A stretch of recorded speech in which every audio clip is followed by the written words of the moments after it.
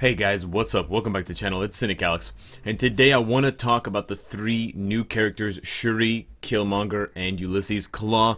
Give you my insights into the characters, how I think they perform, which ones you should invest in, if any of them, and why, and what they're good at and what they're not good at. So I will start with the female character of the group, Shuri. She's primarily been introduced to the game as Extreme Alliance battle bait, so there is going to be a portion of the player base that automatically gets her and automatically tier 2s her, specifically and possibly exclusively for her tier 2 passive, which is the same as Coulson's for blast types and the same as Valkyrie for combat types. Very boring, copy paste from Netmarble, just trying to milk more crystals and more cash out of the ABX population. But they didn't just do that, they actually made a pretty decent character aside from that. So I kind of am frustrated at the fact that they sullied and soiled this character by including this part, which means that a good portion of the player base is never going to see her as anything other than a Valkyrie or a Coulson. But she's definitely better than Coulson, and she might actually be better than Valkyrie. While she doesn't apply to villains, oh, she does. Awesome. She does apply to villains. Anyways, on top of that, she's just a very well-rounded, solid character. She's got 5 skills that are decent without her uniform, and it gets even better with her uniform. I can't cover her uniform specifically because I haven't purchased it yet. I'm still thinking about whether I want to or not. But without her uniform, she's still a decent character and one that you can invest in and expect good rewards from. Based on what I've seen her do in World Boss, I can guess that she's going to be quite good for Shadowland. I couldn't test her in Shadowland this week because I did a speed run. It was botched, but she's very strong. She has a self buff on her 3rd skill, which also gives her a crazy damage reduction. She has a partial iframe on her 2nd skill with the 2-second stun, but then the big guns come out with 4 and 5. She's got very cool crow animations. With 4, she's got a long iframe, and as you're going to see from my Infinity Thanos kind of clear, it does really great damage if you can time a damage proc to coincide with her 4th skill. So I love doing 3 cancel 4 to get the most out of the damage buff, in addition to the damage proc stacked on top of the flock of seagulls damage hits. Then her 5th skill, very cool, she transforms into a giant crow and she gives herself 5 seconds of damage immunity. So it's a great skill. It'll feel very familiar for those of you that are used to the likes of Black Bolt, Elsa, and others who have that 5 seconds of immunity. And just overall, she's a fantastic character. Plays very in an entertaining way, very fun and strong. In addition, she also has 30% native ignore dodge, so she's going to be very useful if you're trying to clear stages like Quicksilver or Corvus. I tried giving her a run against Quicksilver and I wanted to show you guys, but it was quite difficult, and I don't recommend just using her with no dodge ignore leadership, with no dodge ignore obelisk, with no dodge ignore strikers. But I came pretty close. I got to about 500,000 health with just 30%, 33%. So that's pretty impressive. I would definitely recommend going with an offensive ISO 8 set and an offensive obelisk. The obelisk should probably have guard break immunity because she needs it without her uniform. She definitely gets guard broken a lot. There's almost a 1-second delay between the start of the 4th skill and the start of the iframe. So when you press it, you have to give her almost a second's gap. Otherwise, she can get interrupted, guard broken, or damaged. In addition, she's got windups on 3, 1, and 2. The only instant iframe with protection is 5. So definitely needs guard break immunity. However, if you have the uniform, well, it's not going to show me now, but the uniform changes her skills and gives her super armor when you cast her 3rd skill, which is now called output enhancement. So in that sense, you won't need the guard break immunity, but it's still nice to have if you don't want to get the uniform. But overall, I'm very happy with this character. The skill rotation that you're seeing from this Infinity Thanos clear was 3, cancel 4, and then as soon as 4 ends, or just before it ends, do 5, and then you can cancel 5 after the skill is done because it's pretty quick, and then 1 and 2.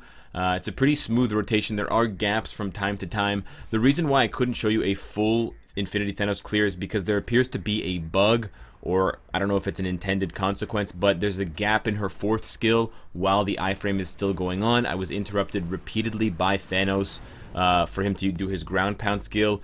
I didn't know that. I was, standing there waiting for the 4th skill's animation to continue, and it suddenly cut off at the beginning, and then I took damage and I died. There's really no way to anticipate when it's going to happen, and it's frustrating that Netmarble designed the skill like that, because you have those weird bugs that would frustrate new players. Thankfully, if you get her uniform, her 5th skill gives her 7 seconds of immunity, which basically means you never have to even think about getting hit, because you're never going to take any damage. It's so easy to chain skills.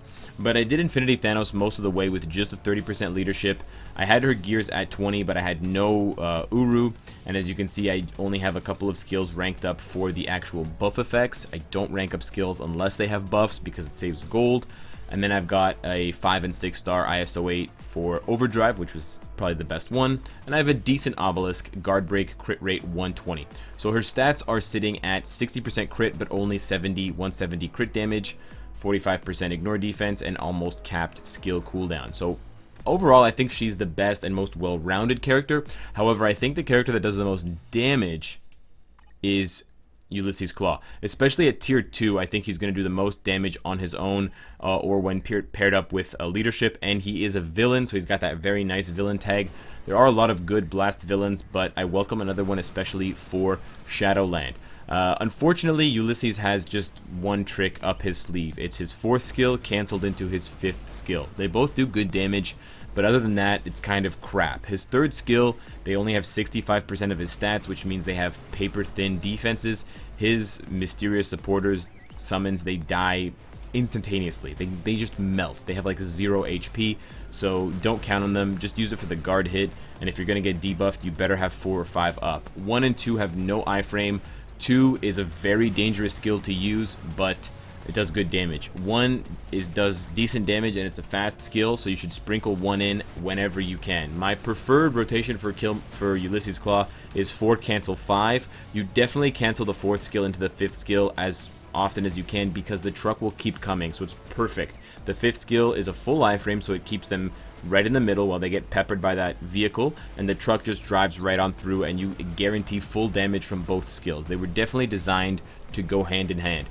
Then after 4 cancel 5, I usually just do 3, and then I kind of kite a little bit and do 1, and by that time I'm back to 4 cancel 5. The iframe on 4 is extremely short, so you have to time it very precisely if you want to dodge specific attacks from your enemy. The 5th skill is a very fast, amazing, long, instant iframe, so you can basically do it whenever. It's great for dodging incoming damage. But his tier 2 passive is really what's probably going to make him more powerful than Shuri at tier 2. It's the ignore dodge plus the guaranteed crit damage plus the guaranteed crit rate. He's basically got Wolverine's tier 2 passive, which is pretty bananas, minus the heal. So I imagine that at tier 2 he's going to really crank out the damage. In addition to giving himself 30%, you can basically cap your crit damage without an obelisk for Ulysses. So you definitely want to give him an obelisk that has crit rate but not crit damage. That's definitely one thing you need to look out for. I don't think immune to guard break is necessary for him. You could go the way of invincibility as well. You might also want to think about using a CTP that gives all attack, because it will buff his summons, but it's a long shot at best. Transcendence might be good for him, which is not that often we say that about characters, so it's pretty cool. Overall, he's a decent character. I didn't really almost beat Infinity Thanos, but I got, halfway there with these gears as they are, with no obelisk and the drastic density ISO 8 set. I think this is a decent set for him, as is Overdrive or Power of Angry Hulk. And then my stats with no obelisk, you can see he's almost capped at crit damage already, so I'm going to be over the cap once he hits tier 2 by about 20%, and then the crit rate needs to be bumped to kind of boost his damage, and then I almost have max capped other skills. The last character is Killmonger, and you would expect Killmonger to be the best character of the 3 because he's the most expensive. He's a bio subscription character. Unfortunately, that's not the case. Without his uniform, he's very underwhelming, which is kind of sad. I don't think Skull. I don't think that Netmarble put much effort or time or design philosophy into Killmonger. I think they did it for his uniform for the movie, and I think it shows in the power of the uniform, in the actual looks of the uniform. He gets penetration on his 4th skill, so the nightmare continues for characters that just ignore all of your defenses and go right for the throat. But whatever. I think if you're going to invest in Killmonger, you definitely need to want to get his uniform at some point. I don't think it's worth it to get a BOW subscription and use a mega rank up ticket, as I did. I used a mega rank up ticket in this case. I already had a BOW subscription going, unless you're going to get his uniform. But I wanted to see the character and test him out for you guys, regardless of whether I'm getting the uniform or not. He's got a partial iframe on his second skill and on his fifth skills. They are instant iframes, but they're very short, so you need to follow them up with something else. His third skill gives him a all-speed buff, which is not that great. And then his fourth skill is a long iframe that you can count on to do decent damage and to get you out of trouble. Otherwise, his first skill is only used for closing gaps, and he deals okay damage. He's got some lingering DPS effects, I believe, on his fifth skill after it's finished, but it's very difficult to use Killmonger because of the fact that he basically doesn't have any way of protecting himself. You have to kite a lot, you have to time the fifth skill and the second skill, and you sometimes have to cancel them into each other to string along some kind of iframe magic. His fourth skill is really his only way of doing damage. He seems to be decent for Shadowland with all of the debuffs, including all speed, all defense, so there is that, but I think he's going to struggle mightily outside of everything except for Shadowland without his uniform. Again, can't comment on with the uniform, but if you're just getting the character for his default kind of Marvel classic look, you're not going to be too happy. I couldn't get very far against Infinity Thanos. I had the gears at this, as you can see, pretty low. At Power of Angry Hulk for the ISO 8 set, I'm hoping for Overdrive because he doesn't need the attack speed at all. He gives himself 35% all speed buff, which is way over cap with his third skill. Also don't have an ISO 8 or an obelisk, so his stats look like this. Really low crit damage, 36% crit rate, almost capped ignore defense, and cooldown duration. But I'm a little bit disappointed with him. He's probably one of the worst bio-subscription characters without a uniform, without considering his uniform. So keep that in mind.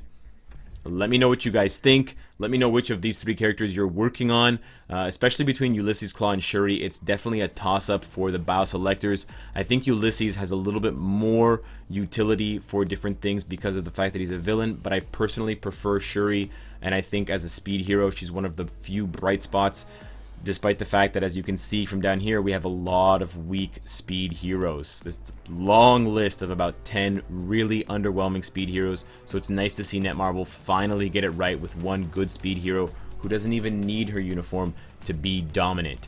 Hit me up in the comments, let me know what you guys think, support me and subscribe if you enjoy the content and you want to support me, and of course, if you like what you see, I hope to see you again tomorrow. Take care.